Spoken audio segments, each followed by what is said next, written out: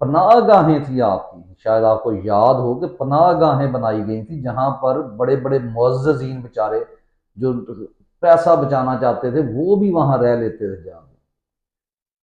लेकिन उससे नुकसान क्या था, आपकी जेबों पर डाका डालना इन सरमायादारों ने, ठीक है। और आज वही पनाहगाह, ये जाए ना लाहौर में जो है वो बैरिया टाउन की तरफ जाते हुए जो एक पनाहगाह आती है, उसको देखें जाके कि वही पनाहगाह जो गरीबों के लिए बनाई गई ऑपरेशनल थी।